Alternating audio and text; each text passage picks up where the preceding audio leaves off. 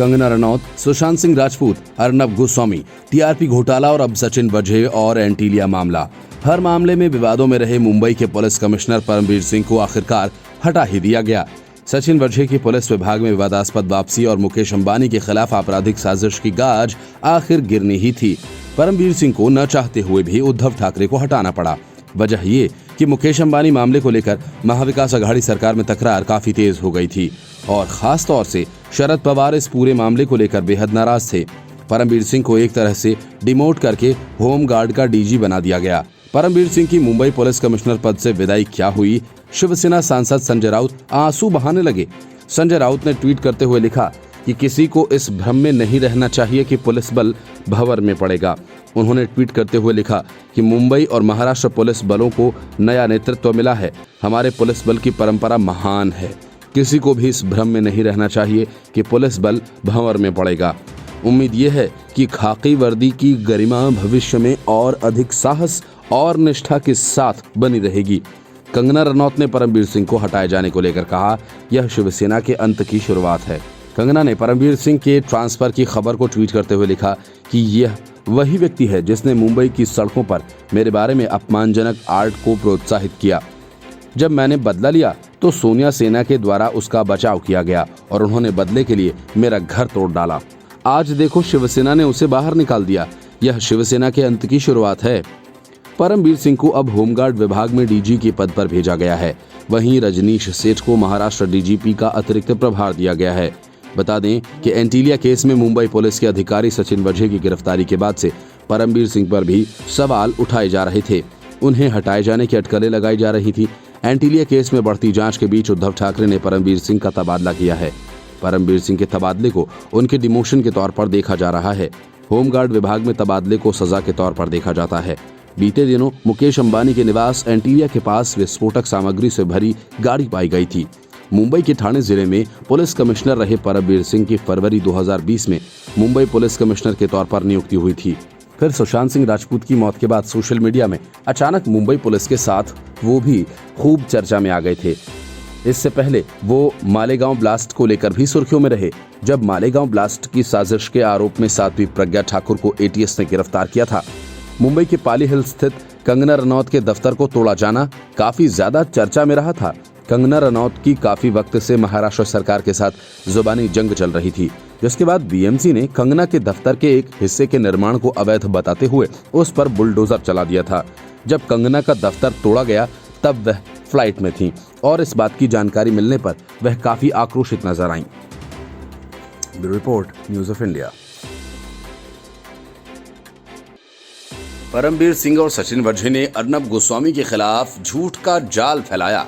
Bombay high court ने उसकी हवा निकाल दी।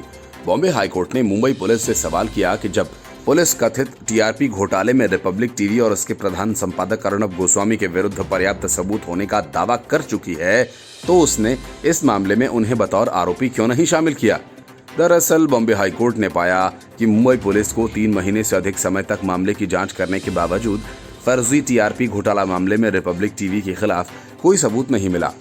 जस्टिस एसएस शिंदे और जस्टिस मनीष पितले की बॉम्बे हाईकोर्ट की बेंच ने रिपब्लिक मीडिया नेटवर्क द्वारा दायर याचिका पर सुनवाई करते हुए कहा कि मुंबई पुलिस 2 चार्जशीट दाखिल करने के बाद भी रिपब्लिक के खिलाफ सबूत जमा करने में विफल रही। अदालत ने कहा कि ऐसा प्रतीत होता है कि रिपब्लिक टीवी के खिलाफ कोई सबूत नहीं है। न्यायमूर्ति एसएस शिंदे और न्यायमूर्ति मनीष पितले की पीठ ने विशेष सरकारी वकील शिशिर हिरय को बृहस्पतिवार को अदालत को ये बताने को कहा कि पुलिस की गोस्वामी और रिपब्लिक टीवी के विरुद्ध कार्यवाही को आगे बढ़ाने की योजना है या नहीं। पीठ ने हिरय से अदालत को ये भी बताने के लिए कहा कि पुलिस को इस मामले की जांच पूरी करने में कितना समय लगने की संभावना है। उच्च न्यायालय ने कहा कि आप पिछले 3 महीने से जांच कर रहे हैं, 2 आरोप पत्र हैं और ऐसा जान पड़ता है कि उनके विरुद्ध सबूत नहीं है। यह प्राथमिकी अक्टूबर 2020 की है और हम मार्च 2021 में हैं। पीठ ने कहा कि उनके सिर पर तलवार क्यों लटका कर रखी जाए, आप उन्हें आरोपी नहीं बना रहे हैं, ऐसा क्यों? पीठ ने गोस्वामी और रिपब्लिक टीवी चलाने वाली company ARG outline media private limited के वकील अशोक मुंदारगी की दलीलों के बाद ये टिप्पणी की। मुंदारगी ने कहा कि पुलिस ने गोस्वामी और ARG outline media private limited के कुछ कर्मचारियों को संदिग्ध रूप में नामजद किया। उनके पास इन्हें आरोपी के रूप में आरोपित करने के लिए सबूत नहीं हैं और वह बाकी सबूत भी इकट्ठा कर रही हैं। बृहस्पतिवार को भी यह सुनवाई जारी रहेगी। पुलिस के अनुसार इस बात के सबूत हैं कि गोस्वामी ने रिपब्लिक टीवी की TRP में छेड़छाड़ करने के लिए ब्रॉडकास्ट ऑडियंस रिसर्च काउंसिल यानी बार्क के वरिष्ठ अधिकारियों के साथ सांठगांठ की। कोर्ट ने मुंबई पुलिस से कहा कि आप पिछले 3 महीने से जांच कर रहे हैं और आपके पास उनके खिलाफ कोई सबूत नहीं है। उनका तर्क ये है कि वे हमेशा इस डर में रहते हैं कि उनके खिलाफ कुछ कार्रवाई हो सकती है, जैसा उनके कर्मचारियों के साथ पहले कार्रवाई हो चुकी है। जांच में देरी पर सवाल उठाते हुए बॉम्बे हाई कोर्ट ने भी ये मांग की है कि चैनल के editor in chief Arnab Goswami या किसी भी रिपब्लिक टीवी पत्रकार सहित याचिकाकर्ताओं को अभी तक मामले में आरोपित क्यों नहीं बनाया गया। रिपब्लिक टीवी द्वारा अदालत के समक्ष प्रस्तुत किए जाने के बाद ये टिप्पणियां सामने आईं। मुंबई पुलिस ने जानबूझकर गोस्वामी और अन्य को अभी तक आरोपित नहीं बनाया है ताकि वे केस को खत्म करने के लिए अदालतों को स्थानांतरित करने में सक्षम न हों। बेंच ने मुंबई पुलिस को फटकार लगाते हुए कहा, अगर आप जल्द ही हमारे प्रश्नों का उत्तर नहीं दे पा रहे हैं, एक उचित स्तर पर हमारे पास और भी प्रश्न होंगे, तो क्या आप उनका जवाब देंगे? हमें पता नहीं है कि आप किसे ब्रीफ कर रहे हैं या किन से निर्देश ले रहे हैं। इससे पहले ARG के लिए पेश हुए वरिष्ठ अधिवक्ता अशोक मुंदारगी ने आरोप लगाया था कि मुंबई पुलिस द्वारा पूरी जांच का उद्देश्य अन्य चैनलों के खिलाफ जानकारी होने के बावजूद रिपब्लिक टीवी को निशाना बनाना है। रिपब्लिक मीडिया नेटवर्क ने दावा किया कि भले ही 2 चार्जशीट हों, लेकिन चैनल के खिलाफ कुछ भी पर्याप्त नहीं था। मुंदारगी ने कहा, मुंबई पुलिस ने अभी तक रिपब्लिक या उसके कर्मचारियों को चार्जशीट में आरोपित नहीं बनाया है ताकि वे जांच को खुला रख सकें। ARG आउटलाइन मीडिया और गोस्वामी ने पिछले साल हाईकोर्ट से संपर्क किया था, जिसमें रिपब्लिक टीवी के खिलाफ फर्जी TRP घोटाले में राहत देने के लिए याचिका दायर की गई थी। 8 अक्टूबर को मुंबई पुलिस के तत्कालीन आयुक्त परमबीर सिंह ने एक प्रेस कॉन्फ्रेंस में कहा कि कई चैनल्स ने अपनी TRP रेटिंग्स बढ़ाने के लिए दुर्भावनापूर्ण व्यवहार किया।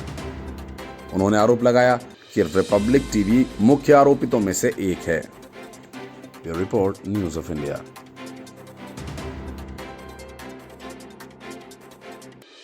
परमबीर सिंह की मुंबई पुलिस कमिश्नर पद से छुट्टी होने के बाद अब उन पर गिरफ्तारी का खतरा मंडराने लगा है।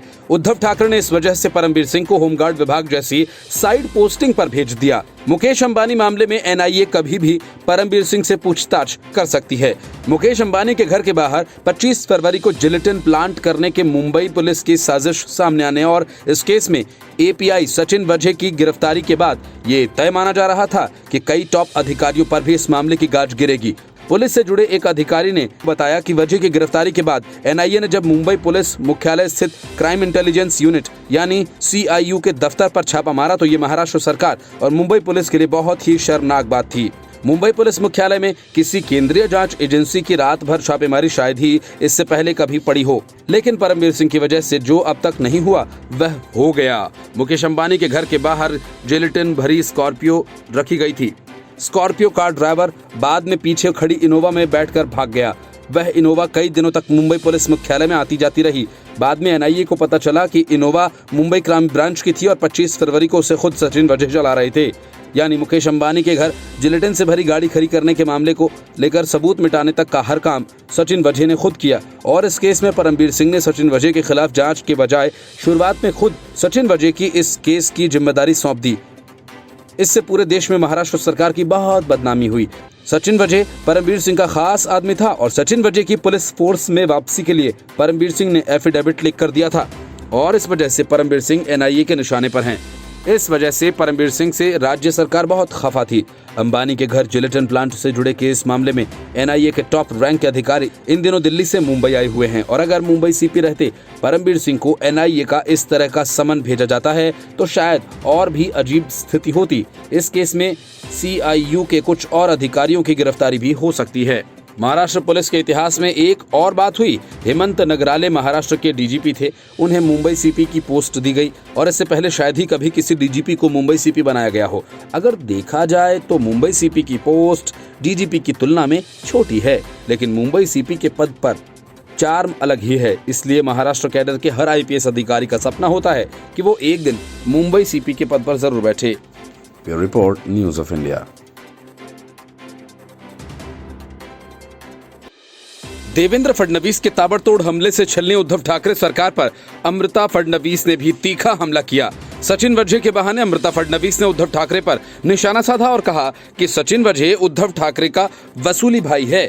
अमृता फडणवीस ने ट्वीट करके कहा, एक तरफ जहां नागपुर जैसे शहरों में कोरोना मरीजों को भर्ती करने के लिए अस्पतालों में जगह नहीं है, वहीं दूसरी तरफ महाराष्ट्र सरकार कोविड सेंटर्स में भ्रष्टाचार कर रही है और उद्योगपतियों को डराकर उनसे वसूली कर रही है।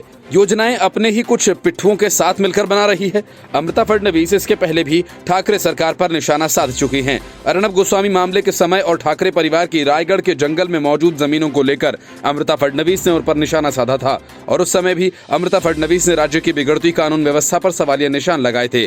इसके पहले बीजेपी नेता राम कदम ने भी सचिन वजहे पर यही आरोप लगाए थे और कहा था कि शिवसेना मुकेश अंबानी से बीएमसी चुनाव लड़वाने के लिए पैसे ऐंठना चाहती थी। मुकेश अंबानी के घर के बाहर मिले विस्फोटक से मामले में एनआईए सचिन वजहे की तफ्तीश में जुटी हुई है। दूसरी तरफ इस मामले में महाराष्ट्र सरकार की मलिन होती छवि को सुधारने के लिए बैठकों का दौर शुरू हो गया है। बीती रात तकरीबन 4 घंटे तक मुख्यमंत्री के आवास पर गृहमंत्री अनिल देशमुख, महाराष्ट्र पुलिस के डीजीपी हेमंत नागराले और मुंबई पुलिस कमिश्नर परमबीर सिंह की मीटिंग हुई। ये बैठक तकरीबन 8 बजे रात को शुरू हुई और 12 बजे तक चलती रही। बैठक में सचिन वजहे मामले पर विस्तार से चर्चा की गई। इसके पहले मुख्यमंत्री और शरद पवार की भी इस मामले पर बैठक हो चुकी है। वहीं शिवसेना नेता संजय राउत ने भी शरद पवार से दिल्ली में एक दिन मुलाकात की, शिवसेना का पक्ष रखा। बताया जा रहा है कि वजह मामले में सरकार की हो रही बदनामी के चलते पवार नाराज थे। मतलब ये कि संजय राउत और उद्धव ठाकरे अंत तक परमबीर सिंह को बचाने में जुटे रहे और ठीक उसी तरह सचिन वजहे की गिरफ्तारी के बाद खुद उद्धव ठाकरे उनकी पैरवी करने लगे थे। परमबीर सिंह को हटाए जाने के बाद वही काम अब संजय राउत ने किया। Report news of India.